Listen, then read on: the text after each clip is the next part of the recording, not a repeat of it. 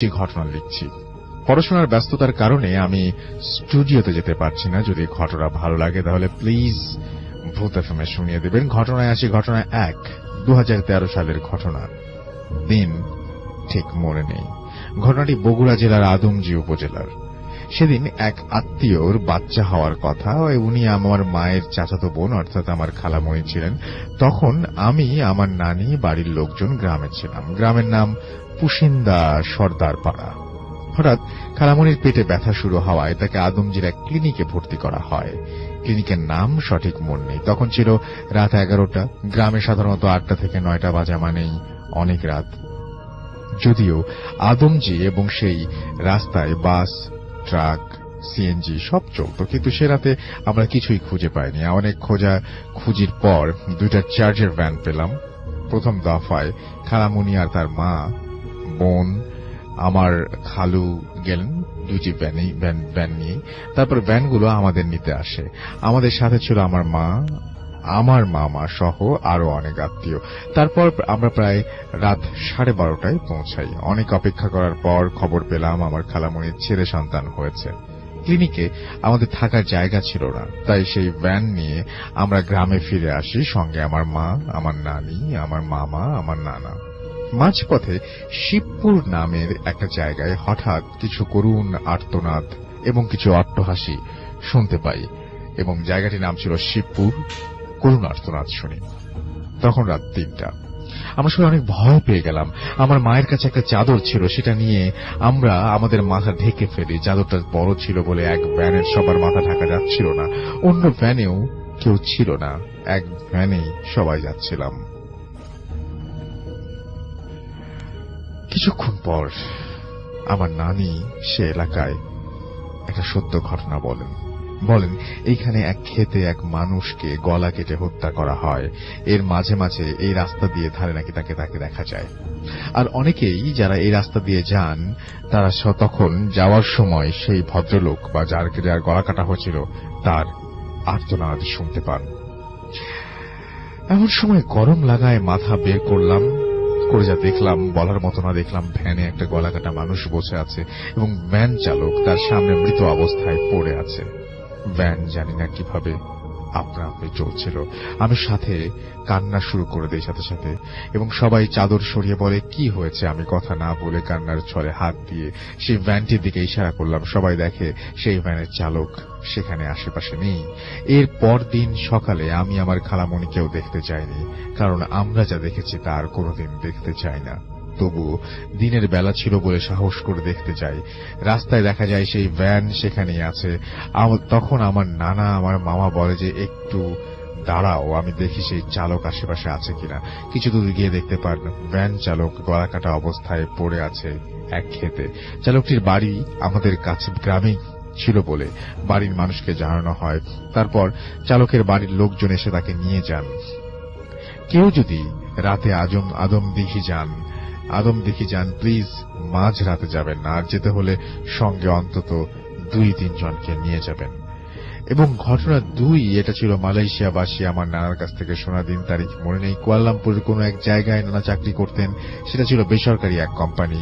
তো সেখানে অনেক দেশের মানুষ কাজ করত। এখন আসল ঘটনায় আসি। নানা তার কিছু বন্ধু মিলে অফিসের পাশে একটা ফ্ল্যাট ভাড়া নেন, এবং একদিন আফ্রিকান নিগ্রোদের মতো 3-4 জন মানুষ নানার ফ্ল্যাটের নিচতলা ভাড়া নেন। আমার নানার এক বন্ধু ছিল ধার্মিক, তার নাম ছিল আবু আলী। তো তিনি কাজ শেষে ফ্ল্যাটে ফিরে নামাজ কালাম পড়ে খাবার দাবার তৈরি করছিলেন। হঠাৎ সেই নতুন ভাড়াটিয়া আসেন এবং এসে তার সাথে কুশল বিনিময় করেন। হঠাৎ এরপর একদিন নানার সেই বন্ধু নিখোঁজ হয়ে যান। নিখোঁজ হওয়ার 3 দিন পর নানা সেই নতুন ভাড়াটিয়া কাছে যান এবং সেখানে গিয়ে তাদের সাথে অনেক গল্প গুজব করেন, এবং এক সময় এমনি ভাবে তিনি রান্নাঘরে যান। রান্নাঘরে তখন কেউ ছিল না। নানা সেখানে গিয়ে দেখেন অনেক গল্প গুজব। নানা সেখানে গিয়ে দেখেন যে সময় নতুন মানুষের দেখেন যে তাদের অনেকে গল্প আচ্ছা এক সময় এমনি করে রান্নাঘরে তখন কেউ ছিল না। নানা সেখানে গিয়ে দেখেন যে সে সময় নতুন মানুষদের ফ্রিজ খোলেন। আমি এটা বুঝলাম এই জায়গাটা। তারপর বাঘ হারিয়ে ফেলেন, তার চোখে পানি চলে আসে, সাথে সাথে মনে আসে ভয়। তিনি তার নিখোঁজ বন্ধুর কাটা মাথা দেখতে পান, হাত পা কিছুই ছিল না, শুধু মাথা ছিল। তিনি অনেক কষ্টে ভয় আর কান্না চাপিয়ে তাদের বাড়ি থেকে চলে আসেন। তিনি ঘটনা কাউকে জানাননি। তার ঠিক 2 দিন পরে চাকরি বাদ দিয়ে তিনি বাংলাদেশে চলে আসেন। এই ছিল আমার সেকেন্ড ঘটনা। এগুলো ভালো লাগলে, যে কোনো একটি ভালো লাগলে ভূত এফএম বলবেন। খোদা হাফেজ। এখন আমরা চলে যাব আপনার ভাইয়ের কাছে। আপনার ভাই আজকে অনেক অন্য দিনের চাইতে অনেক বেশি টায়ার্ড। আজকে যে ঘটনাটা, আমার মনে হয় যে প্রথম ঘটনাটা আমরা শুনি, আমরা তারপরে তো দ্বিতীয় ঘটনায় যাব। প্রথম ঘটনাটা খুবই অদ্ভুত, আশা করব শুনছেন আপনারা সবাই। এবং চলুন শুরু করি। ভাই, আমি আজকে প্রথম যে ঘটনাটি বলবো সেটা আমাদের রাজবাড়ী জেলার বালিয়াকান্দি উপজেলার আরকান্দি গ্রামের ঘটনা। তো যারা রাজবাড়ী জেলার বালিয়াকান্দিতে আছেন তারা আরকান্দিতে একটা বিশাল শ্মশান আছে এবং অনেক পুরাতন একটা শ্মশান, যেটা আপনারা অনেকেই জানেন। বিশেষ করে রাজবাড়ী জেলার অনেকেই জানেন যে রাজবাড়ির সবচেয়ে পুরাতন শ্মশানটা হচ্ছে আরকান্দি শ্মশান, এবং অনেক হন্টেড ঘটনা সেখানে আছে। তো আমি ওই ধরনের হন্টেড ঘটনাগুলোতে যাব না, আমি একটু ব্যতিক্রম একটা ঘটনা দিয়ে আজকে ইনশাল্লাহ শুরু করব। তো ঘটনাটি রাসেল ভাই, এই ঘটনাটি আমাকে যেভাবে বলেছে গ্রামের একজন প্রবীণ মুরব্বী, যার কাছ থেকে আমি ঘটনাটি কালেক্ট করেছিলাম, তো উনি বলেছে ঘটনাটি ওনার ঠিক মনে নাই, তবে 1963 থেকে 66 এই সময়ের মধ্যে হবে। আচ্ছা। তো ওই সময়ে ওই আরকান্দি গ্রামে একজন বাহির থেকে কামাল নামে একজন ব্যক্তি, উনি পেশায় ব্ল্যাক ম্যাজিক করতেন, বা যে কবিরাজ আমরা যাকে বলি আর কি। গ্রামের অনেকের বিভিন্ন সমস্যাগুলো থাকে, বিশেষ করে যে প্যারানরমাল বিষয়গুলো, উনি জিনে ধরা থেকে শুরু করে নিয়ে অনেক বিষয়গুলো উনি সলভ করতেন, এবং দেখতেন যে হ্যাঁ একটা কাজ হতো বেশ। আশেপাশের অনেক এলাকায় ওনার একটা সুখ্যাতি ছড়িয়ে পড়েছিল যে হ্যাঁ ওই কামাল কবিরাজের কাছে গেলে অনেক কাজ হয়। তো ওনার বেশ ভক্তও হয়ে যায়। তো এর মধ্যে হঠাৎ গ্রামে একটা সমস্যার সৃষ্টি হলো, সেটা হচ্ছে যে দেখা যেত যে ছোট কিছু বাচ্চা, ধরেন যে 5 থেকে 7 বছর বা 3 থেকে 7 বছর এরকম বাচ্চাদের মাঝে মাঝে লাশ পাওয়া যেত, এবং সেই লাশের সেটা কোথায় পাওয়া যেত? এটা বিশেষ করে শ্মশানের আশেপাশে বা জঙ্গলে এরকম জায়গাগুলোতে পাওয়া যেত।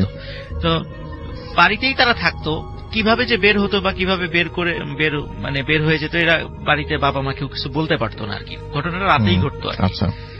তো লাশগুলো যখন পাওয়া যেত তখন দেখা যেত ওই লাশের বুকটা ফাড়া এবং ভিতর থেকে হৃৎপিণ্ডটা নাই। হৃৎপিণ্ড নাই, সবকিছু ঠিক আছে, হৃৎপিণ্ডটা নেই। তো প্রথম দিকে গ্রামবাসী যখন এই ধরনের ঘটনা 1 বার 2 বার 3 বার এরকম ঘটতে থাকে, তখন তারা মনে করেছে যে গ্রামে মনে হয় কোনো হিংস্র জন্তু জানোয়ার আবির্ভাব ঘটেছে। আর ওই সময়ে তো রাজবাড়ী কিন্তু এখনো জেলা শহর হলেও এটা তো বৃহত্তর ফরিদপুরের অংশ ছিল। পরবর্তীতে 80 দশকে গিয়ে সেটা জেলা হয়। এখনো কিন্তু এটা আমরা মোটামুটি একটু নিরিবিলি শান্ত জেলা, মফস্বল জেলা আমরা বলতে পারি আর কি ওটাকে। আর বালিয়াকান্দিটা তখন তো আরো অনেক প্রত্যন্ত অঞ্চলে ছিল। রাস্তাঘাট এখন যদি উন্নত হয়েছে, কিন্তু তখন কিন্তু আজ থেকে 3-4 বছর আগেও রাস্তাঘাটের অবস্থা বালিয়াকান্দি থেকে রাজবাড়ী যাওয়ার পথটা এত ভালো ছিল না। আর এখনো ওই অঞ্চলে অনেক ডিয়ার লিসেনার, আজকের এই ইমেইল এপিসোডগুলো অনেক ভয়ঙ্কর হতে যাচ্ছে। আপনারা এই ঘটনাটির পর কয়েকটি ইমেইল শুনবেন। আমি বলবো যে আরজি রাসেল ভাইয়ার লাস্টের যে ভয়ঙ্কর ঘটনাগুলো, এগুলো আপনারা কোনো প্রকার স্কিপ করবেন না। সবাই ধৈর্য সহকারে সকল ঘটনাগুলো শুনবেন। অবশ্যই এই চ্যানেলে যদি নতুন হয়ে থাকেন তাহলে অবশ্যই চ্যানেলটিকে সাবস্ক্রাইব করবেন। এই চ্যানেলের মাধ্যমে প্রতিদিন নতুন নতুন ঘটনা দেওয়া হয়। চলুন চলে যাই ঘটনাতে। জঙ্গলের দেখা পাওয়া যায়, ওই সময় তো আরো অনেক জঙ্গল ছিল। তো স্থানীয় লোকজন মনে করেছিল হয়তোবা কোন হিংস্র জন্তু জানোয়ারের আবির্ভাব ঘটেছে, যারা এই বাচ্চাদেরকে এরকম অবস্থা করছে। তো গ্রামের লোকজন একসাথে মিটিং করে তারা চিন্তা করে তারা পালাক্রমে পাহারা দেবে এবং খুঁজে বের করবে রাতের বেলা এটা কি বা দিনের বেলা তারা খুঁজবে যে এই হিংস্র জন্তুটা কি। যেমন হঠাৎ করে আসে বা আমরা কিছুই টের পাই না, বাচ্চাদেরকে এভাবেই করে। শুধু বাচ্চাদেরকেই কেন করছে, অনেক বড়দেরকেও তো করতে পারে, শুধু বাচ্চারাই কেন টার্গেট হচ্ছে এটা। তো এটাও তারা চিন্তা করেছে। এখন তারা অনেক খোঁজাখুঁজি করে রাতের বেলা পাহারা বসায়, কিন্তু ওই টাইপের কোনো জন্তু দেখা আর পায় না। তো তখন তারা ওই কামাল কবিরাজের কাছে শরণাপন্ন হলো। তো কামাল কবিরাজ তাদেরকে বললেন যে হ্যাঁ, গ্রামে একটা পিশাচের আবির্ভাব ঘটেছে, সেই এই কাজগুলো করছে। তো তোমাদেরকে বেশি করে এখানে কিছু রিচুয়াল করতে হবে, এরকম বাড়ি বন্ধ করতে হবে, এই করতে হবে, সেই করতে হবে। উনি অনেক ধরনের কিছু ফর্মালিটিস গ্রামবাসীদেরকে বললেন এবং তারাও সরল বিশ্বাসে এটা করা শুরু করলো। তো মাঝে অল্প কিছুদিন গ্যাপ হওয়ার পর আবার এই ধরনের ঘটনা শুরু হয়েছে। প্রথম মাঝে একটু গ্যাপ হওয়ার পর গ্রামবাসী মনে করেছিল হয়তো বা রিচুয়াল করার পরে, বাড়ি বন্ধ করার পরে জিনিসটা থেমে গেছে। তারপর যখন হঠাৎ করে আবার শুরু হলো, তখন আবার কামাল কবিরের কাছে আসলো, তখন বললো না এটা আবার আসছে, এখন তোমাদেরকে আবার এটা করতে হবে, এটা করতে হবে, এরকম অনেক বিষয়গুলো তার মানে থিম অনুযায়ী যা যা করতে হবে সেটা গ্রামবাসীদেরকে বললেন। তো একদিন মানে রাতের বেলা মানে বাবা মা টের পেয়েছে যে তার সন্তানকে কিছু একটা নিয়ে গেল। এবং অদ্ভুত ব্যাপার রাসেল ভাই, এই যে যতগুলো বাবা মার সন্তান নিয়ে গেছে, বাড়ির কেউ ঘুণাক্ষরও টের পায় নাই যে কিসে নিয়ে গেল। কোনো চিহ্ন নাই বাড়িতে, কোনো জীবজন্তুর পায়ের ছাপ নাই, কিছুই নাই। অদ্ভুত ব্যাপার। তো এই জন্য সবার মনে একটা বিশ্বাসটা দৃঢ় ছিল যে এটা হয়তো বা কোনো প্যারানর্মাল বা অশরীরী কোনো কিছুই ঘটনাটা ঘটাচ্ছে। তো ওই দিন কিভাবে যেন বাবা মা টের পেয়ে গিয়েছিল যে মনে হয় কোনো একটা শব্দ হলো, তারপর শব্দ হওয়ার পরে দেখে তার সন্তান ঘরে নেই। তখন তারা চিৎকার চেঁচামেচি শুরু করে যে আমার সন্তানকে নিয়ে গেছে, মানে এরকম চিৎকার চেঁচামেচি করলে গ্রামবাসী সব মশাল টশাল নিয়ে আসে। তো সব খুঁজতে খুঁজতে যখন ওই আরকান্দি শ্মশানের কাছে চলে আসছে, তখন আসলে ভাই গ্রামবাসীর কাছে ঘটনাটা পরিষ্কার হয়েছে আসলে ঘটনাটা কি। তখন দেখে ওই যে কামাল কবিরাজ, সে ওই ছোট্ট শিশু বাচ্চাটার মানে বুক ফেরে ভিতর থেকে মানে হৃৎপিণ্ডটা খাচ্ছে। একদম গ্রামবাসীর কাছে হাতে নাতে সে ধরা পড়ে যায়। ধরা পড়ার পরে মানে গ্রামবাসী তো তাকে বেধড়ক পিটুনি দেয় এবং বুঝতে পারে যে এতগুলো মার্ডারের সাথে সেই জড়িত। সকালবেলা পুলিশে খবর দেওয়া হয়, রাজবাড়ী থানা থেকে পুলিশ আসে। পুলিশ আসার পরে তাকে গ্রেফতার করা হয়। তখন কিন্তু রাসেল ভাই আমাদের রাজবাড়ীতে এখন যেমন যে জজ কোর্টটা আছে, আগে কিন্তু এখানে জজ কোর্ট ছিল না। রাজবাড়ির সব বিচার কার্য ফরিদপুরে হতো। ওই সময় সবকিছু ফরিদপুরে ছিল। তো তখন ফরিদপুরে তাকে নিয়ে যাওয়া হয়, ফরিদপুরে কোর্টে, এবং সে মানে স্বীকারোক্তিমূলক জবানবন্দি দেয় যে হ্যাঁ সেই অপরাধ করেছে, এই অপরাধগুলো করেছে। যখন স্বীকারোক্তিমূলক জবানবন্দি দেওয়ার পর তার অল্প কিছুদিন শুধু মানে শুনানি হয়েছে, কারণ সবাই তো আসলে তার কোনো আত্মীয় স্বজন ওখানে ছিল না তাকে ডিফেন্ড করার মতো বা তাকে রক্ষা করার মতো। সে যেহেতু স্বীকারোক্তিমূলক জবানবন্দি দিয়েছে, তার বাঁচারও আসলে কোনো উপায় ছিল না। আর গ্রামবাসী হাতে নাতে ধরেছে, তারা সবাই সাক্ষ্য দিয়েছে যে তারা এই হালতে পেয়েছে, এবং সেও নিজেও বলেছে সব মার্ডার তার হাতেই হয়েছে। তো যাই হোক, অল্প কিছুদিন শুনানি হওয়ার পরেই জজ সাহেব তার রায় দিয়ে দেন, রায় তার মৃত্যুদণ্ড দেওয়া হয়। আর যেহেতু একটা রায় হওয়ার পর কিছুদিনের সময় থাকে আপিল করার জন্য, হয়তো হাইকোর্টে আপিল করার সুযোগ থাকে, যেহেতু তার কেউ ছিল না এই জন্য তারও ওই সুযোগটা হয় নাই যে হাইকোর্টে গিয়ে আপিল করবে বা এই টাইপের কিছু। সেও বুঝতে পেরেছিল যে করে কোনো লাভ হবে না, এই জন্য সেও আর কোনো আপিলের কোনো কিছুতে যায় নাই। তো তাকে ফরিদপুর কারাগারেই রাখা হয়। তো এখানে একটা বিষয় বলে নিয়ে ভালো রাসেল ভাই, ফরিদপুর কারাগারটা কিন্তু সেই ব্রিটিশ আমলে প্রতিষ্ঠিত, মানে অনেক আগে। এখন যারা ফরিদপুর জেলটা দেখবেন যে চারদিকে দেয়ালগুলো অনেক মনে হয় যে একদম মানে ব্রিটিশ পিরিয়ডে ফিরে যাওয়ার মতো অবস্থা। ওখানে গেলে এরকম মনে হবে ফরিদপুরে যে পুরাতন যে দেয়াল মানে কারাগারটা আছে, ওই সময় পুরাতন কারাগারে তাকে রাখা হয়েছিল। তো যেহেতু তাকে মৃত্যুদণ্ডের হওয়ার পরে তাকে কন্ডেম সেলে নিয়ে যাওয়া হয়। সেখানে অল্প কিছু আসামি ছিল যারা যাবজ্জীবন কারাদণ্ড এবং মৃত্যুদণ্ড প্রাপ্ত কিছু আসামি ছিল। তো ওখানে নিয়ে যাওয়ার পর রাসেল ভাই ওই জেলখানা থেকে যে খাবারটা তাকে দেয়া হতো, ওটা আসলে উনি মানে খেতেন কি খেতেন না কেউ কিছু বলতে পারে না।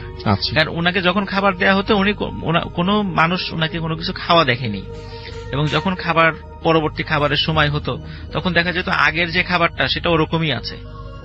এরকম কিন্তু অনেক দিন চলে যায়। আসলে উনি কি খান না খান এটাও জেল কর্তৃপক্ষ কিছু বুঝতে পারছিল না।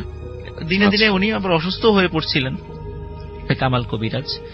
তো উনাকে যে সেলে রাখা হয়, ওই সেলের যেই অল্প কিছু আসামিরা ছিল তার পাশের যে সেলগুলোতে, তারা রাতের বেলায় কিছু অদ্ভুত ঘটনা মানে অবলোকন করত এবং ফিল করত।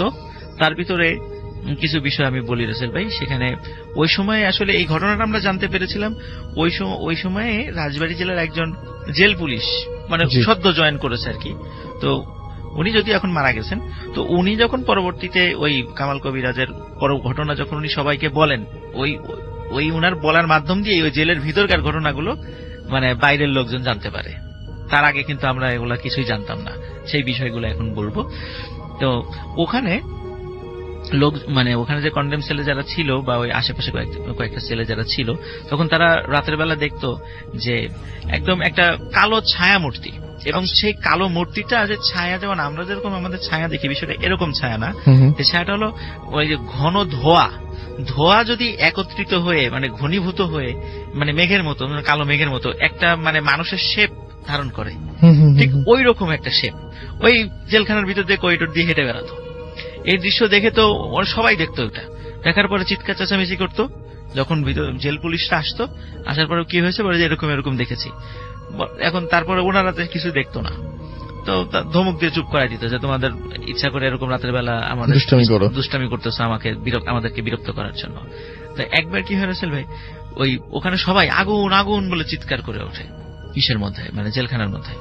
তো জেল পুলিশ আসে, বলে কি হয়েছে, বলে যে ওইখানে যেই কামাল নামে একজন আছে তার সেলের মধ্যে আগুন জ্বলছে। ওরা কাছে গিয়ে দেখে কামাল মানে খুব দিব্যি ঘুমাচ্ছে, কোনো আগুনের লেশ মাত্র নাই। এটা দেখে ওই আসামিদের প্রতি আরো বিরক্ত হয় জেল পুলিশরা। এরপর আর একদিন এই মানে বলতে থাকে পানি পানি বলে চিৎকার করতে থাকে ওই আসামিরা ওই টুকুর ইসের মধ্যে। তারপর যখন পুলিশরা আসে, বলে কিসের পানি, বা মনে হচ্ছিল যে আমরা তো পানিতে ডুবে যাচ্ছি, নিচ থেকে কোথা থেকে যেন পানি ঢুকতেছে পুরা ওই সেলের মধ্যে। তখন আসলে কোনো পানির কোনো কিছুই ছিল না। তো এরপরে জেলার এসে বলে যে তোমরা যদি এরপরে এই ধরনের কোনো বিরক্ত করো, মানে বিশ্বাসই করেন তারা, মনে করছে তোমাদেরকে কিন্তু খুব কঠিন শাস্তি দেওয়া হবে। এই ধরনের আর কোনো বিষয় বলা যাবে না, এই ধরনের উদ্ভট কোনো বিষয় বলা যাবে না। তো যাই হোক, ওনাদের কথা কেউ বিশ্বাস করে না। এদিকে কিন্তু দিনে দিনে কামালের ফাঁসির সময়টা ঘনিয়ে আসছে। তো কামালের ফাঁসির যখন 3 থেকে 4 দিন বাকি, তখন তো তার ফাঁসির যে মঞ্চটা ওটা রেডি করা হবে। তো ওখানে ফাঁসির মঞ্চ রেডি করার জন্য আমরা জানি যে আগে থেকে দড়িগুলো আনা হয়। তারপরে ফাঁসির যে মঞ্চ, যেখানে মানে মৃত্যুদণ্ড কার্যকর করা হবে, মানে জল্লাদ মানে একটা সুইচ টিপার সাথে সাথে বা একটা দণ্ড টান দেওয়ার সাথে সাথে পায়ের নিচ থেকে পাটাতন সরে দেয়, একটা গর্তের মধ্যে আর কি বডিটা পড়ে যায়। ওখানে কিছুক্ষণ থাকার পরে মৃত্যুদণ্ড মানে মৃত্যু নিশ্চিত হওয়ার পর তারপরে ওখান থেকে বের করা হয় আর কি। তো একজন মৃত্যুদণ্ড মানে একজন যাবজ্জীবন প্রাপ্ত আসামিকে বলা হলো যে তুমি এই দড়িটা রেডি করো, যখন সব ঠিকঠাক আছে না। কারণ এই কাজগুলো কিন্তু আসলে এই যে আসামিদেরকে দিয়েই সাধারণত করানো হয়, বিশেষ করে জল্লাদ সংক্রান্ত কাজগুলো। তো ওই আসামি দড়িগুলো ঠিকঠাক করতে গিয়ে মানে খুবই আচমকা মানে পা পিছলে ওই যে মানে ফাঁসি যেখানে আসামিকে প্রথমে দাঁড় করানো হয়, আসামি মানে যখনই ঝুলিয়ে দেওয়া হয় যে গর্তটার মধ্যে পড়ে যায়, সে হঠাৎ করে মানে পা পিছলে ওই গর্তের মধ্যে পড়ে যায় এবং মারাত্মক ইনজুর্ড হয়। হওয়ার পরে তাকে মানে হাত পা ভেঙে যায় এবং খুব স্পাইনাল কর্ডও ভেঙে যায় আর কি, খুবই মারাত্মক ভাবে আহত হয় সে। তখন সে যখন চলে গেল ওখান থেকে, তখন আর একজনকে বলা হলো তাহলে এবার তুমি রেডি করো, তুমি এটা রেডি করো। তো পা পিছলে পড়ে গেছে। তো সে প্রথমে ফাঁসি রেডি করেছে, করার পর হঠাৎ করে মানে কিভাবে যেন ও নিজেও বলতে পারে না যে ওই দড়ির একটা অংশ ওর নিজের গলার সাথে প্যাঁচ লেগে গেছে। প্যাঁচ লাগার পরে তো কিছুতেই সেটা ছুটাতে পারছে না এবং ওটা আস্তে আস্তে শুধু শক্ত হয়ে আসছে গলার সাথে। যখন দূর থেকে লোকজন এটা খেয়াল করেছে, প্রথমে মনে করছে এমনিতেই হয়তোবা, কিন্তু যখন দেখেছে যে ও হাত পা ছোড়াছুড়ি করছে, বিশেষ করে পা ছোড়াছুড়ি করছে, তখন লোকজন দৌড়ে সেখানে গেছে। যাওয়ার পরে ওই দড়ির ওই রশিটা তার গলা থেকে ছাড়ানো হয়। তখন আশেপাশে মানে একটা খবর ছড়িয়ে গেল পুরো সেলে যে যেই ওর এই কামাল কবিরাজের ফাঁসির কাজটা রেডি করতে যাবে তারই ক্ষতি হবে। তো এখন আর কাউকে দিয়ে মানে তাকে ফাঁসি মানে কার্যকর করার জন্য কোন আসামিকে আর খুঁজে পাওয়া যাচ্ছে না। যাকেই বলা হয় সে বলে আমি পারবো না, কারণ সবার কাছে ওই রোমারটা ছড়িয়ে গেছে, এই ঘটনার বিষয়টা ছড়িয়ে গেছে। তো যাই হোক, শেষ পর্যন্ত জেল পুলিশরাই মানে এটা রেডি করেন, কোন আসামির সহযোগিতা ছাড়াই তারা এটা রেডি করেন। তো ফাঁসির যখন আর মাত্র 3 দিন বাকি, তখন কামাল কবিরাজকে বলা হয় যে তোমার শেষ ইচ্ছা কি, তুমি কিছু খেতে চাও কিনা? তখন বলে আমার 2টা ইচ্ছা আছে। একটা ইচ্ছা হলো তার মৃত্যুর পরে তার লাশটা ওই শ্মশানে, যে ওই শ্মশানটাতেই যেন মানে করা হয়, কবর দেওয়া হয়, এটা তার একটা ইচ্ছা ছিল। আর দ্বিতীয় ইচ্ছা হলো তাকে একটা অল্প বয়স্ক একটা মানে বাচ্চা ছাগলের কলিজা খেতে দিতে হবে এবং সেটা কাঁচা হতে হবে। এই ধরনের উদ্ভট ইচ্ছা আসলে পরের ইচ্ছা তো, প্রথম ইচ্ছা তো ঠিক আছে কবর দেওয়ার বিষয়টা, কিন্তু পরের যে ইচ্ছাটা তাই সেই ইচ্ছাটা আসলে এটা তো আসলে জেল কোড অনুযায়ী হয় না, কারণ খাবারেরও তো একটা ধরন থাকে। জি। তারপরেও যেহেতু মৃত্যুদণ্ডপ্রাপ্ত আসামির শেষ ইচ্ছা, সেই ইচ্ছা অনুযায়ী তাকে খাবারটি এনে দেওয়া হয়। এবং রাসেল ভাই যখন খাবারটি এনে দেওয়া হয় রাতের বেলা, তখন সে বলেছিল যে আজকে রাত্রে আমার ছেলের কাছে কেউ আসবেন না, আমি একটু, যেহেতু আমার শেষ ইচ্ছা আপনারা পূরণ করছেন, এটাও করেন যে আমার ছেলের কাছে কেউ আসবেন না। রাসেল ভাই ওনার ছেলের কাছে ওই দিন রাত্রে কেউ আসেনি, কিন্তু যখন সকালের দিকে ওনার ছেলের কাছে সবাই আসে, তখন দেখলো যে ওই যে কলিজাটা সে সম্পূর্ণই সে খেয়েছে, কাঁচাটাই খেয়েছে, এবং কামাল কবিরাজের ওখানে মানে মৃতদেহ পড়ে আছে। এবং মৃতদেহ ফাঁসি দিতে হয়নি তার আগে, ফাঁসি দিতে দেন সে আগেই তিনি মারা গেছেন। তো কিন্তু তার চেহারায় এবং তার শরীরে মনে হচ্ছে যে না, এর মৃত্যুটা স্বাভাবিক না, মনে হচ্ছে কেউ তার গলা চিপে হত্যা করেছে। কিন্তু তার ছেলে কিন্তু কেউ ঢোকেও নাই, বেরও হয়নি। তো আর উনি যেহেতু একটু রহস্যজনক আচরণ করতো, আগে ভাগে কারোর সাথে ওইভাবে কথাও বলতেন না, কারোর সাথে মানে চলাফেরাও করতেন না, কারোর সামনে খাওয়া দাওয়া করতেন না, এবং তার মৃত্যুটা নিয়ে আসলে ওই রকম মাথা ব্যথার কারণ কারো ছিল না। তো যাই হোক, তার ইচ্ছা অনুযায়ী যেহেতু তাকে শ্মশান, যেহেতু তিনি আসলে এমনিতে মুসলিম ছিলেন, নাম যেহেতু মুসলিম নাম, কিন্তু সমস্যা হলো যে জেলখানা থেকে যখন তার লাশ নিয়ে ওই শ্মশানে দাফন করতে যাবে, তখন শ্মশানে যারা হিন্দু সম্প্রদায় আছে তখন বলে দেয় এ তো আসলে মুসলিম, তো এখানে তো তাকে কবর দেওয়া যাবে না, সেটা অন্য ব্যাপার। বাট কিন্তু তো যাই হোক শেষ পর্যন্ত তাদেরকে কারণ কি সব ধর্মের লোকই তার কাছে অনেক ফ্যাসিলিটি পেয়েছিল, কারণ সে অনেক কাজ করে দিত, ভালো হোক খারাপ হোক অনেকেই সুবিধা পেয়েছিল। ওই মানবিক বিবেচনায় শেষ পর্যন্ত তার অন্যায়গুলোকে যেহেতু মারাই গেছে, শেষ পর্যন্ত তাকে মাটি দেওয়ার অনুমতি দেওয়া হয়, সবাই মিলেই সেটা অনুমতি করে তাকে। তার মৃত্যু অস্বাভাবিক ছিল, অস্বাভাবিক ছিল, কিন্তু জেলখানা থেকে কোনো মতেই, কারণ যখন পোস্টমর্টম করা হয়েছিল তখন বলে তাকে শ্বাসরোধে হত্যা করা হয়েছে, মানে শ্বাসরোধ করে, সেলের মধ্যে তো কারো ঢোকার কথা না, কিছু নাই, মানে এটাই সব অবাক বিষয়। তখন জেল পুলিশের জিজ্ঞাসাবাদ করা হয় যে তোমরা কিছু দেখেছো কিনা, না সবাই তো মানে কেউ কিছুই করে নাই, এবং তার পাশে যে ছেলে যারা ছিল কেউ সাক্ষ্য দেয় নাই, বলছে যে না তার ছেলে আমরা কাউকে ঢুকতেও দেখিনি, বেরোতেও দেখিনি। তো তাহলে কে গেল সেখানে, কে তাকে হত্যা করলো, এটাও একটা বিষয় ছিল। আচ্ছা, তাকে যখন রাসেল ভাই মানে কবর দিয়ে দেয়া হলো, ওখানে কবর দেওয়ার কয়েকদিন পরে তার কবর থেকে মানে দেহটা কে যেন টেনে বের করে ফেলেছে। সবাই দেখেছে যে মনে হয় কুকুর বা বিড়াল বা কিছু একটা তার কবর থেকে দেহটা বের করে ফেলেছে। দেহটা বের করে ফেলার পরে কিন্তু তার দেহ সবই ঠিক ছিল, অন্য কোথাও কোনো আঘাত ছিল না রাসেল ভাই, কিন্তু তার শরীরে মাথা ছিল না, মনে হচ্ছে কে যেন, এবং মাথাটা মনে হচ্ছে কে যেন খুব সুন্দর করে কেটে নিয়ে গেছে, এরকম মনে হয়েছে সবাই যারা ওই সময় যারা দেখেছে। তো আমরা জানি যে এই যারা তান্ত্রিক, যারা ব্ল্যাক ম্যাজিক করেন, অনেক সময় দেখা যায় তাদের মৃত্যুর পরে মানে তাদের মাথাটা অনেকে কিন্তু নিয়ে যান ভাই, এটা কিন্তু বেশ বহুল প্রচলিত একটা কথা আর কি। তো হয়তো ওরকম করে কেউ হয়তোবা সেটা নিয়ে গেছে, কিন্তু মানে অদ্ভুত ব্যাপার রাসেল ভাই, এই কামাল কবিরাজকে মানে এখন তো হয়তো অনেকে চেনে না, কিন্তু অনেক মুরব্বী যারা, এখন তো অনেকে জীবিত নাই ওই সময়ের, কিন্তু যারা দেখেছিল তার চেহারা মনে আছে, এখনো নাকি ওই শ্মশানের আশেপাশে ওই কামাল কবিরাজকে দেখা যায়। আচ্ছা, এটা মোটামুটি ওই এলাকায় একটা মানে খুব প্রচলিত একটা ঘটনা, অনেকেই জানেন এই বিষয়গুলো। তো এটাই ছিল রাসেল ভাই। যদিও রাসেল ভাই শ্মশানের ঘটনা আমি হয়তো পরে আসলে ওই শ্মশানেরই অনেক ঘটনা আমি বলবো, বাট এই ঘটনাটা আমার কাছে খুবই একটা অদ্ভুত লেগেছিল, এই জন্য আজকে একটা বিশেষ এপিসোডে আমি এই ঘটনাটা আপনি বললেন। Thank you so much. এটি আমাদের ইমেইল করেছেন আমাদের একজন লিসনার, এবং সেটা আমি পড়তে চাই এখন। যা লিখছেন, আসসালামু আলাইকুম রাসেল ভাই, কেমন আছেন? আশা করি মহান সৃষ্টিকর্তার অসীম রহমতে ভালো আছেন এবং ভালো থাকবেন। আমি শাওন, বর্তমানে আছি ব্রাহ্মণবাড়িয়াতে, কাজের জন্য স্টুডিওতে এসে ঘটনা শেয়ার করা সম্ভব না।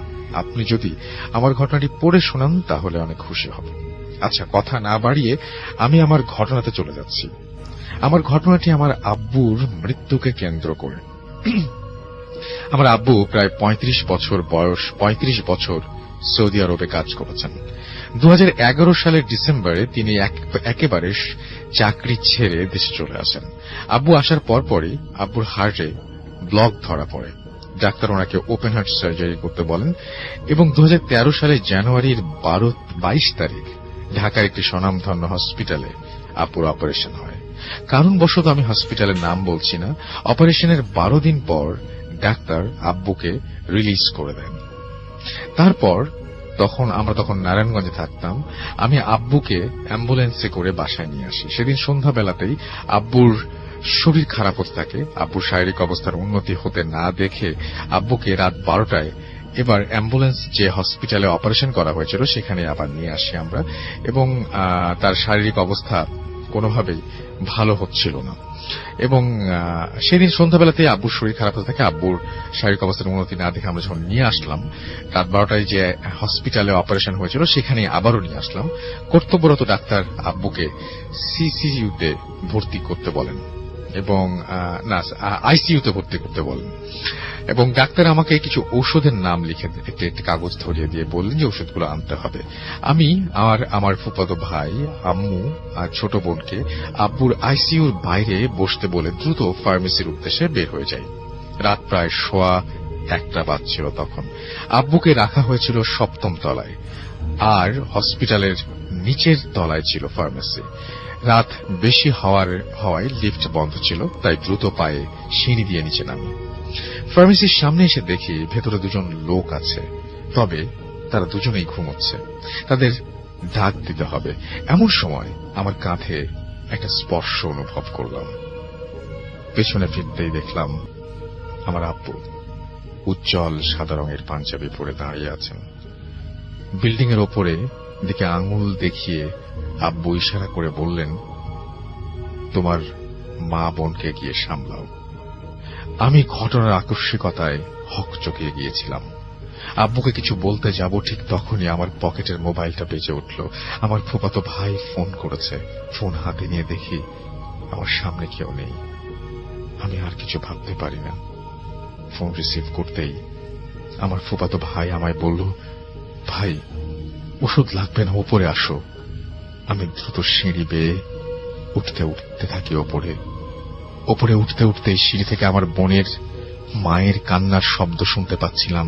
আমার ফুফাতো ভাই আমাকে দেখে কাছে জড়িয়ে বলল, ভাই মামা তো আর নেই। আমার সারা শরীর যেন বরফের মতো জমে গিয়েছিল। এই জন্যই কি হাসপাতালের নিচে আব্বুকে একটু আগে দেখতে পেয়েছিলাম। আব্বুর উপদেশটা মনে পড়ে গেল। মা বোনের কাছে গিয়ে বসলাম। আমার গ্রামের বাড়ি ব্রাহ্মণবাড়িয়ার নবীনগর থানার একটি গ্রামে। আব্বুকে আমাদের পারিবারিক কবরস্থানে দাফন করা হবে বলে আমরা সেদিন রাতেই একটা অ্যাম্বুলেন্সে আব্বুর মৃতদেহ নিয়ে আমাদের গ্রামের বাড়ির দিকে রওনা হই। অ্যাম্বুলেন্সে আমি, মা, বোন, 2 ফুফাতো ভাই আর আমার মামা যাচ্ছিলেন। অ্যাম্বুলেন্সে ওঠার পর থেকেই আমি জিকির করতে থাকি আমার আব্বুর জন্য।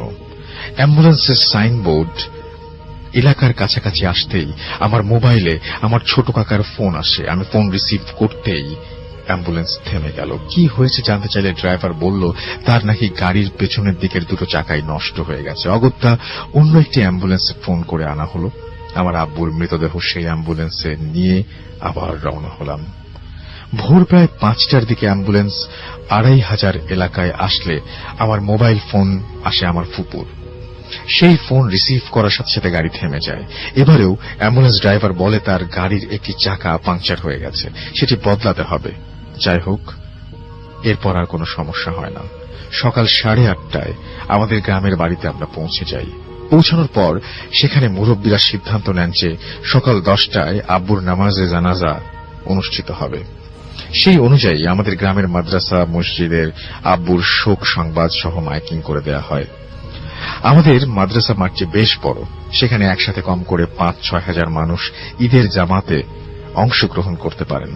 তবে আমাদের গ্রামের লোক সংখ্যা এত বেশি না হওয়ার কারণে সেখানে ঈদের সময় সর্বোচ্চ মাঠের অর্ধেক পর্যন্তই সকল মানুষের স্থান সংকুলান হয়ে যায়। অথচ আব্বুর জানাজার সময় দেখা গেল পুরো মাঠ ভর্তি মানুষে ভরপুর। বেশিরভাগ মানুষই সাদা পাঞ্জাবি পরিহিত। আব্বুর জানাজা শেষে অনেকে বলছিল যে এত মানুষ হতে তারা আর কখনো আগে দেখেনি। তা আবার শোক সংবাদ প্রচারের মাত্র ঘণ্টা 1.5-এর মাঝে। যাই হোক, যত সময় আব্বুর জানাজা শেষ করে আব্বুকে কবর দেয়া হয় আমাদের পারিবারিক কবরস্থানে। আমি পরে আমাদের এলাকার একজন হুজুরের কাছে পুরো ঘটনাটা বলি। আমাকে বলে রাখা ভালো যে আব্বু না পারতে কোনোদিন নামাজ কাজা করেন নাই। তাছাড়া নিয়মিত কোরআন শরীফও পাঠ করতেন। তো হুজুর আমায় বলেছিলেন যে আমার আব্বু হয়তো পুণ্যাত্মা ছিলেন, সেজন্য তিনি তার মৃত্যুর সাথে সাথে পাঞ্জাবি পরিহিত অবস্থায় আমায় দেখা দিয়েছিলেন। রাস্তায় ফোন আসার পর আমি জিকির বন্ধ করেছিলাম বলেই হয়তো অ্যাম্বুলেন্সের সমস্যা দিচ্ছিল। আর আব্বুর জানাজার ঘটনার কথায় তিনি বললেন যে পুণ্যাত্মার জানাজায় মানুষ বাদেও ভালো জিনেরাও অংশগ্রহণ করে। আমি জানি না আব্বুর মৃত্যু পরবর্তী যা ঘটেছে সেগুলো কতটা যুক্তিযুক্ত। যাই হোক, সবাই আমার আব্বুর জন্য দোয়া করবেন। আর আমার কাছে আরো কিছু ঘটনা আছে, সেগুলো সময় পেলে পাঠিয়ে দেব। ধন্যবাদ আমার আব্বুর ঘটনাটি সবার সাথে শেয়ার করার জন্য। এখন আমরা চলে যাব আপনার ভাইয়ের কাছে। আপনার ভাই আজকে অনেক অন্য দিনের চাইতে অনেক বেশি টায়ার্ড। আজকে যে ঘটনাটা, আমার মনে হয় যে প্রথম ঘটনাটা আমরা শুনি, আমরা তারপরে তো দ্বিতীয় ঘটনায় যাব। প্রথম ঘটনাটা খুবই অদ্ভুত, আশা করব শুনছেন আপনারা সবাই। এবং চলুন শুরু করি। ভাই, আমি আজকে প্রথম যে ঘটনাটি বলবো সেটা আমাদের রাজবাড়ী জেলার বালিয়াকান্দি উপজেলার আরকান্দি গ্রামের ঘটনা। তো যারা রাজবাড়ী জেলার বালিয়াকান্দিতে আছেন তারা আরকান্দিতে একটা বিশাল শ্মশান আছে এবং অনেক পুরাতন একটা শ্মশান, যেটা আপনারা অনেকেই জানেন। বিশেষ করে রাজবাড়ী জেলার অনেকেই জানেন যে রাজবাড়ির সবচেয়ে পুরাতন শ্মশানটা হচ্ছে আরকান্দি শ্মশান, এবং অনেক হন্টেড ঘটনা সেখানে আছে। তো আমি ওই ধরনের হন্টেড ঘটনাগুলোতে যাব না, আমি একটু ব্যতিক্রম একটা ঘটনা দিয়ে আজকে ইনশাল্লাহ শুরু করব। তো ঘটনাটি রাসেল ভাই, এই ঘটনাটি আমাকে যেভাবে বলেছে গ্রামের একজন প্রবীণ মুরব্বী, যার কাছ থেকে আমি ঘটনাটি কালেক্ট করেছিলাম, তো উনি বলেছে ঘটনাটি ওনার ঠিক মনে নাই, তবে 1963 থেকে 66 এই সময়ের মধ্যে হবে। আচ্ছা। তো ওই সময়ে ওই আরকান্দি গ্রামে একজন বাহির থেকে কামাল নামে একজন ব্যক্তি, উনি পেশায় ব্ল্যাক ম্যাজিক করতেন, বা যে কবিরাজ আমরা যাকে বলি আর কি। গ্রামের অনেকের বিভিন্ন সমস্যাগুলো থাকে, বিশেষ করে যে প্যারানরমাল বিষয়গুলো উনি জিনে ধরা থেকে শুরু করে নিয়ে অনেক বিষয়গুলো উনি সলভ করতেন, এবং দেখতেন যে হ্যাঁ একটা কাজ হতো বেশ, আশেপাশের অনেক এলাকায় ওনার একটা সুখ্যাতি ছড়িয়ে পড়েছিল যে হ্যাঁ ওই কামাল কবিরাজের কাছে গেলে অনেক কাজ হয়, ওনার বেশ ভক্তও হয়ে যায়। তো এর মধ্যে হঠাৎ গ্রামে একটা সমস্যার সৃষ্টি হলো, সেটা হচ্ছে যে দেখা যেত যে ছোট কিছু বাচ্চা, ধরেন যে 5 থেকে 7 বছর বা 3 থেকে 7 বছর এরকম বাচ্চাদের মাঝে মাঝে লাশ পাওয়া যেত, এবং সেই লাশের সেটা কোথায় পাওয়া যেত? এটা বিশেষ করে শ্মশানের আশেপাশে বা জঙ্গলে এরকম জায়গাগুলোতে পাওয়া যেত।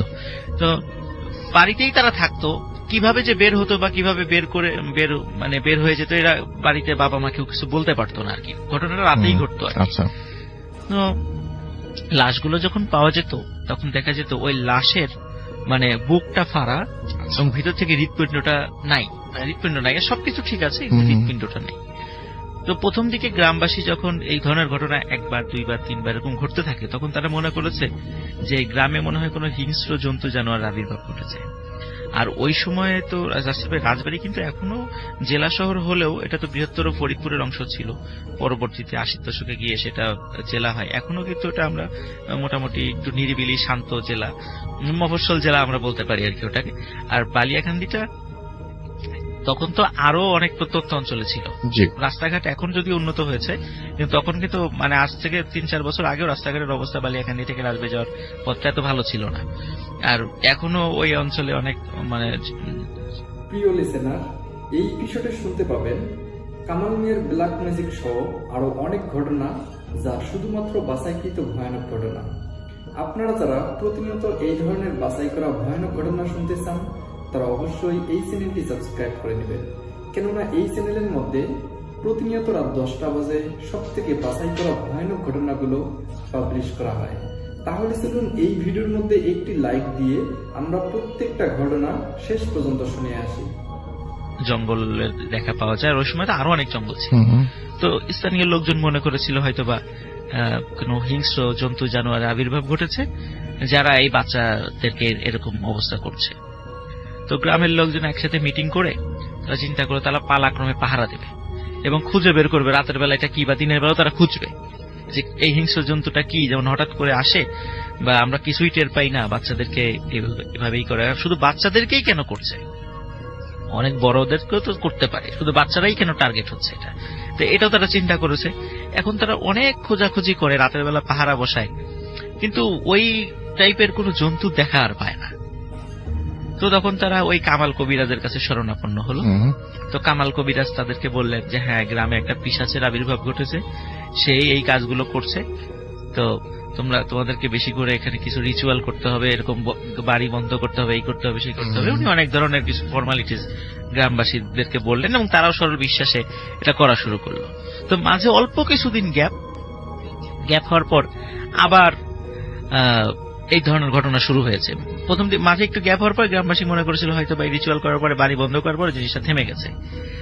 তারপর যখন হঠাৎ করে আবার শুরু হলো, তখন আবার কামাল কবিরাজের কাছে আসলো, তখন বললো না, এটা আবার আসছে, এখন তোমাদেরকে আবার এটা করতে হবে, এটা করতে হবে, এরকম অনেক বিষয়গুলো তার মানে থিম অনুযায়ী যা যা করতে হবে সেটা গ্রামবাসীদেরকে বললেন।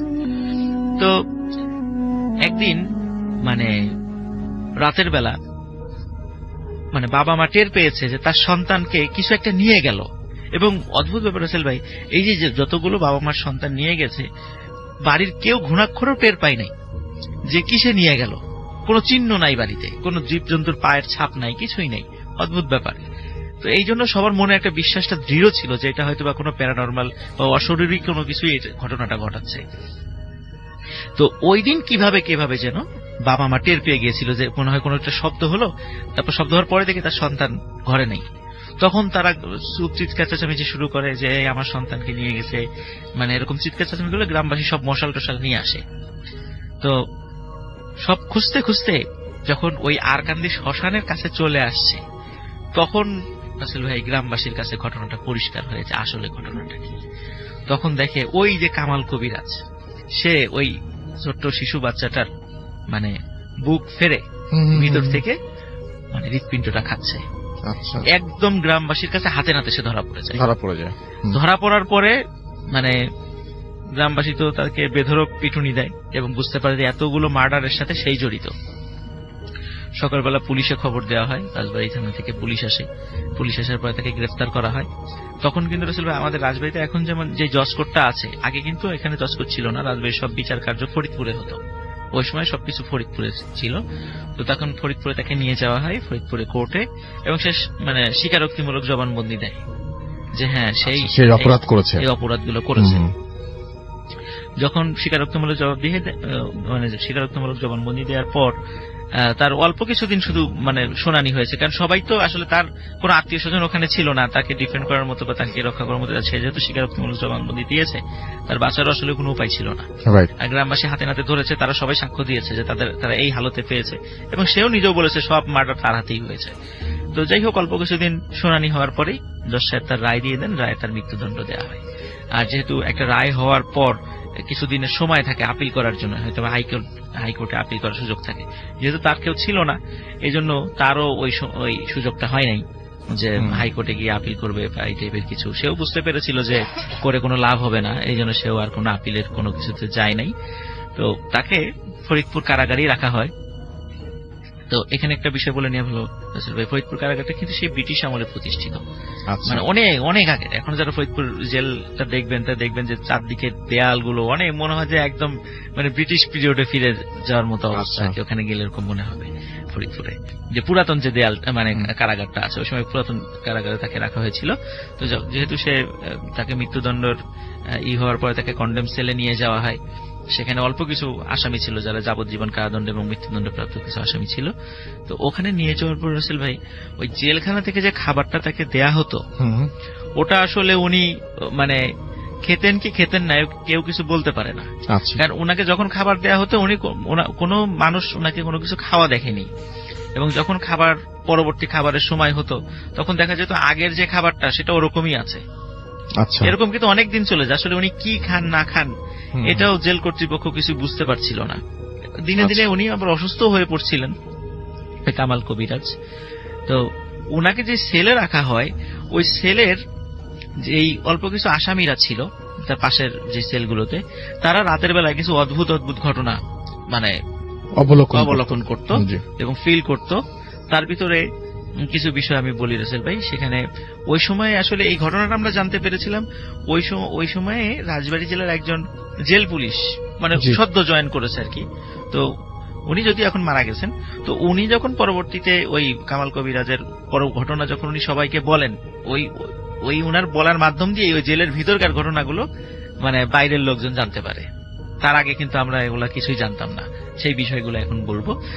তো ওখানে লোক মানে ওখানে যে কন্ডেম সেলে যারা ছিল বা ওই আশেপাশে কয়েকটা সেলে যারা ছিল, তখন তারা রাতের বেলা দেখতো যে একদম একটা কালো ছায়া মূর্তি, এবং সেই কালো মূর্তিটা যে ছায়া, যেমন আমরা যেরকম আমাদের ছায়া দেখি, বিষয়টা এরকম ছায়া না।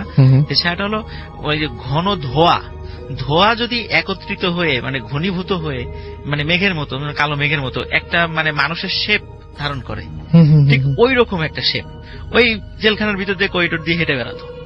এই দৃশ্য দেখে তো সবাই দেখতো, ওটা দেখার পরে চিৎকার চেঁচামেচি করতো। যখন জেল পুলিশরা আসতো, আসার পরে কি হয়েছে বলে যে এরকম দেখেছি। এখন তারপরে ওনারা কিছু দেখতো না, তো ধমক দিয়ে চুপ করাই দিত যে তোমাদের ইচ্ছা করে এরকম রাতের বেলা আমাদের দুষ্টামি করতেছো, আমাদেরকে বিরক্ত করার জন্য। তো একবার কি হয়েছিল ভাই, ওখানে সবাই আগুন আগুন বলে চিৎকার করে ওঠে ইসের মধ্যে, মানে জেলখানার মধ্যে। তো জেল পুলিশ আসে, বলে কি হয়েছে, বলে যে ওইখানে যেই কামাল নামে একজন আছে তার সেলের মধ্যে আগুন জ্বলছে। ওরা কাছে গিয়ে দেখে কামাল মানে খুব দিব্যি ঘুমাচ্ছে, কোনো আগুনের লেশ মাত্র নাই। এটা দেখে ওই আসামিদের প্রতি আরো বিরক্ত হয় জেল পুলিশরা। এরপর আর একদিন এই মানে বলতে থাকে পানি পানি বলে চিৎকার করতে থাকে ওই আসামিরা ওইটুকুর ইসের মধ্যে। তারপর যখন পুলিশরা আসে, বলে কিসের পানি, বা মনে হচ্ছিল যে আমরা তো পানিতে ডুবে যাচ্ছি, নিচ থেকে কোথা থেকে যেন পানি ঢুকতেছে পুরা ওই সেলের মধ্যে। তখন আসলে কোনো পানির কোনো কিছুই ছিল না। তো এরপরে জেলার এসে বলে যে তোমরা যদি এরপরে এই ধরনের কোনো বিরক্ত করো, মানে বিশ্বাসই করেন তারা, মনে করছে তোমাদেরকে কিন্তু খুব কঠিন শাস্তি দেওয়া হবে। এই ধরনের আর কোনো বিষয় বলা যাবে না, এই ধরনের উদ্ভট কোনো বিষয় বলা যাবে না। তো যাই হোক, ওনাদের কথা কেউ বিশ্বাস করে না। এদিকে কিন্তু দিনে দিনে কামালের ফাঁসির সময়টা ঘনিয়ে আসছে। তো কামালের ফাঁসির যখন 3 থেকে 4 দিন বাকি, তখন তো তার ফাঁসির যে মঞ্চটা ওটা রেডি করা হবে। তো ওখানে ফাঁসির মঞ্চ রেডি করার জন্য আমরা জানি আগে থেকে দড়িগুলো আনা হয়। তারপরে ফাঁসির যে মঞ্চ, যেখানে মানে মৃত্যুদণ্ড কার্যকর করা হবে, মানে জল্লাদ মানে একটা সুইচ টিপার সাথে সাথে বা একটা দণ্ড টান দেওয়ার সাথে সাথে পায়ের নিচ থেকে পাটাতন সরে দেয়, একটা গর্তের মধ্যে আর কি বডিটা পড়ে যায়। ওখানে কিছুক্ষণ থাকার পরে মৃত্যুদণ্ড মানে মৃত্যু নিশ্চিত হওয়ার পর তারপরে ওখান থেকে বের করা হয় আর কি। তো একজন মৃত্যুদণ্ড মানে একজন যাবজ্জীবন প্রাপ্ত আসামিকে বলা হলো যে তুমি এই দড়িটা রেডি করো যখন সব ঠিকঠাক আছে না, কারণ এই কাজগুলো কিন্তু আসলে এই যে আসামিদেরকে দিয়েই সাধারণত করানো হয়, বিশেষ করে জল্লাদ সংক্রান্ত কাজগুলো। তো ওই আসামি দড়িগুলো ঠিকঠাক করতে গিয়ে মানে খুবই আচমকা মানে পা পিছলে ওই যে মানে ফাঁসি যেখানে আসামিকে প্রথমে দাঁড় করানো হয়, আসামি মানে যখনই ঝুলিয়ে দেওয়া হয় যে গর্তটার মধ্যে পড়ে যায়, সে হঠাৎ করে মানে পা পিছলে ওই গর্তের মধ্যে পড়ে যায় এবং মারাত্মক ইনজুর্ড হয়। হওয়ার পরে তাকে মানে হাত পা ভেঙে যায় এবং খুব স্পাইনাল কর্ডও ভেঙে যায় আর কি, খুবই মারাত্মকভাবে আহত হয় সে। তখন সে যখন চলে গেল ওখান থেকে, তখন আর একজনকে বলা হলো তাহলে এবার তুমি এটা রেডি করো। তো পা পিছলে পড়ে গেছে। তো আসলে সে প্রথমে ফাঁসি রেডি করেছে, পরপর হঠাৎ করে মানে কিভাবে যেন ও নিজেও বলতে পারে না যে ওই দড়ির একটা অংশ ওর নিজের গলার সাথে প্যাঁচ লেগে গেছে। প্যাঁচ লাগার পরে তো কিছুতেই সেটা ছুটাতে পারছে না এবং ওটা আস্তে আস্তে শুধু শক্ত হয়ে আসছে গলার সাথে। যখন দূর থেকে লোকজন এটা খেয়াল করেছে, প্রথমে মনে করছে এমনিতেই হয়তোবা, কিন্তু যখন দেখেছে যে ও হাত পা ছোড়াছুড়ি করছে, বিশেষ করে পা ছোড়াছুড়ি করছে, তখন লোকজন দৌড়ে সেখানে গেছে। যাওয়ার পরে ওই দড়ির ওই রশিটা তার গলা থেকে ছাড়ানো হয়। তখন আশেপাশে মানে একটা খবর ছড়িয়ে গেল পুরো ছেলে যেই ওর এই কামাল কবিরাজের ফাঁসির কাজটা রেডি করতে যাবে তারই ক্ষতি হবে। তো এখন আর কাউকে দিয়ে মানে তাকে ফাঁসি মানে কার্যকর করার জন্য কোন আসামিকে আর খুঁজে পাওয়া যাচ্ছে না। যাকেই বলা হয় সে বলে আমি পারবো না, কারণ সবার কাছে ওই রোমারটা ছড়িয়ে গেছে, এই ঘটনার বিষয়টা ছড়িয়ে গেছে। তো যাই হোক, শেষ পর্যন্ত জেল পুলিশরাই মানে এটা রেডি করেন, কোন আসামির সহযোগিতা ছাড়াই তারা এটা রেডি করেন। তো ফাঁসির যখন আর মাত্র 3 দিন বাকি, তখন কামাল কবিরাজকে বলা হয় যে তোমার শেষ ইচ্ছা কি, তুমি কিছু খেতে চাও কিনা? তখন বলে আমার 2টা ইচ্ছা আছে। একটা ইচ্ছা হলো তার মৃত্যুর পরে তার লাশটা ওই শ্মশানে, যে ওই শ্মশানটাতেই যেন মানে করা হয়, কবর দেওয়া হয়, এটা তার একটা ইচ্ছা ছিল। আর দ্বিতীয় ইচ্ছা হলো তাকে একটা অল্প বয়স্ক একটা মানে বাচ্চা ছাগলের কলিজা খেতে দিতে হবে এবং সেটা কাঁচা হতে হবে। এই ধরনের উদ্ভট ইচ্ছা আসলে পরের ইচ্ছা তো, প্রথম ইচ্ছা তো ঠিক আছে কবর দেওয়ার বিষয়টা, কিন্তু পরের যে ইচ্ছাটা, সেই ইচ্ছাটা আসলে এটা তো আসলে জেল কোড অনুযায়ী হয় না, কারণ খাবারেরও তো একটা ধরন থাকে।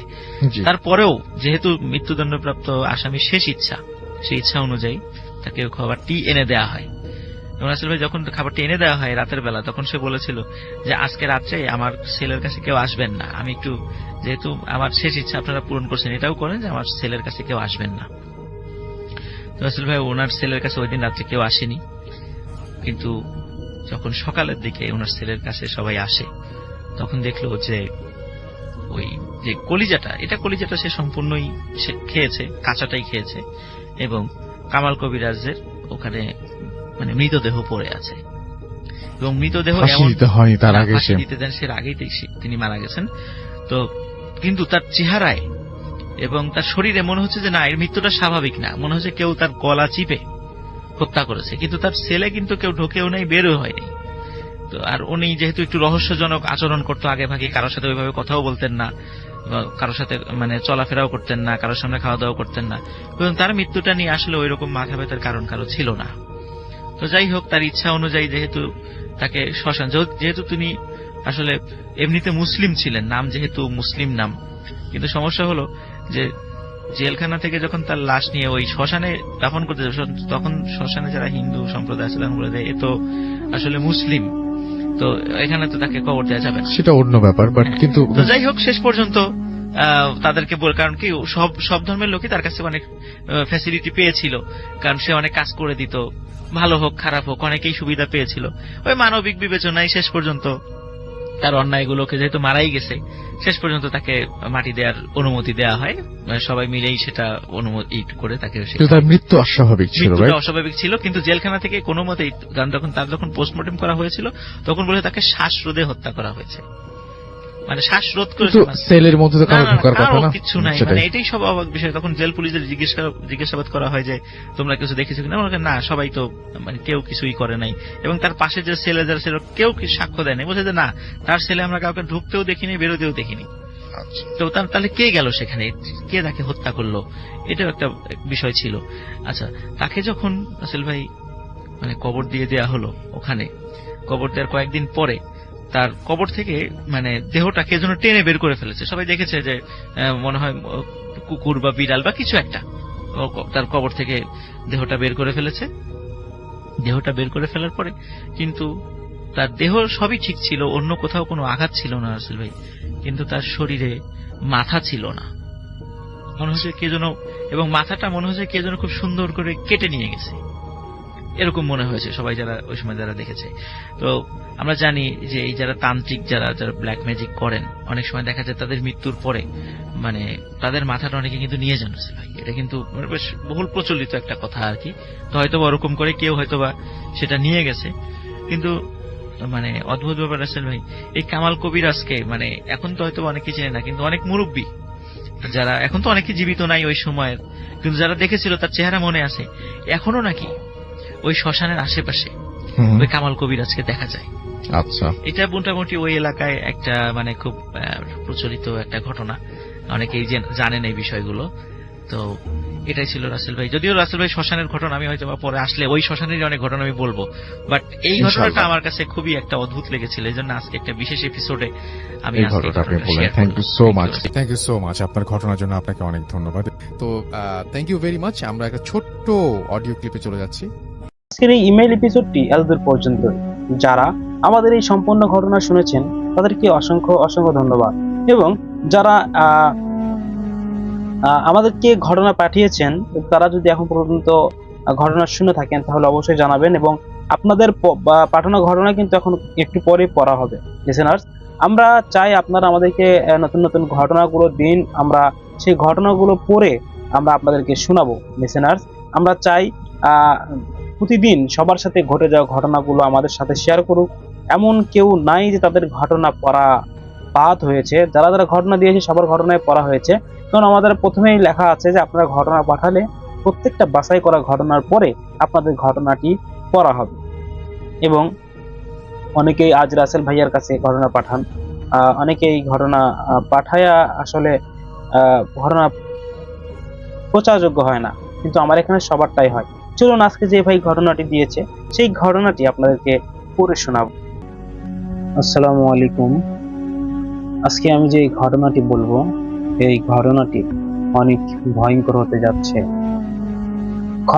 ঘটনাটির নাম একটা বাস, যে বাসটা নামকরণ করা হয় রাত 12টার বাস। চলুন বিস্তারিত জেনে আসি। ঢাকার বাইরে একটা ছোট্ট শহর থেকে রাতে ঢাকা ফেরার শেষ বাসটা ছাড়ত ঠিক 12টায়। সবাই একে এক নামে রাত 12টার বাস বলে চিনত। এক রাতে নায়ম নামের এক তরুণ অফিসের কাজ সেরে দেরিতে বেরোলো। সব বাস তখন চলে গেছে, শুধু শেষবারের মতো ওই রাত 12টায় ওই বাসটাই নাকি বাকি। বাসটা প্রায় খালি ছিল। সুমনের দিকে এক বৃদ্ধ, মাঝখানে এক মা ও মেয়ে, আর তার পিছনে বসা ছিল কালো চাদরে মোড়ানো এক নারী। নায়ম পাশের সিটে বসলো। বাতাসে অদ্ভুত এক ঠান্ডা গন্ধ, যেন কাঁচা মাটির সঙ্গে পুরনো লাশের গন্ধ মিশে আছে। বাস চলা শুরু করলো, কিন্তু মাঝপথে হঠাৎ এক জায়গায় এসে সেই বাসটি থেমে গেল। আশেপাশে কোনো মানুষ নেই। কুয়াশায়ী রাস্তা, মানে ঢাকার রাস্তা, শুধু এক পুরনো সমাধি ক্ষেত্র। ড্রাইভার বাইরে নেমে গেল। মিনিট কেটে গেল, সে আর ফিরে আসলো না। নায়ম জানালার বাইরে তাকিয়ে দেখলো ড্রাইভার দাঁড়িয়ে আছে কবরের এক পাশে, আর ওই কালো চাদরওয়ালা নারী ধীরে ধীরে তার দিকে এগিয়ে যাচ্ছে। এরপর যা ঘটলো তা নায়েম কোনোদিন কাউকে বলতে পারেনি। এবং পরের দিন সকালে রাস্তার ধারে রাত 12টার বাসটা পাওয়া গেল, কিন্তু ভিতরে কেউ ছিল না। শুধু পিছনের সিটে একজোড়া রক্ত মাখা হাতের ছাপ শুকিয়ে লেগেছিল কাছে। সরি। এরপর সেই কালো চাদরের মেয়ে, যেটার ওই কালো চাদরের গোপন রহস্যটা আমরা ক্লিয়ার করব। রাত 12টার বাস আর কখনো তারপর থেকে তাদের গন্তব্যে পৌঁছায়নি। পুলিশ ঘটনাস্থলে পৌঁছে দেখে ড্রাইভার, হেল্পার, যাত্রী সবাই ওখান থেকে উধাও। শুধু বাসের ভেতরে ঝুলে আছে এক টুকরো কালো চাদর, আর জানালার কাছে শুকিয়ে থাকা দুইটি রক্ত মাখা হাতের ছাপ। পুলিশের এক সদস্য, তার নাম রহমান, কৌতূহল বসে চাদরটা হাতে নিল।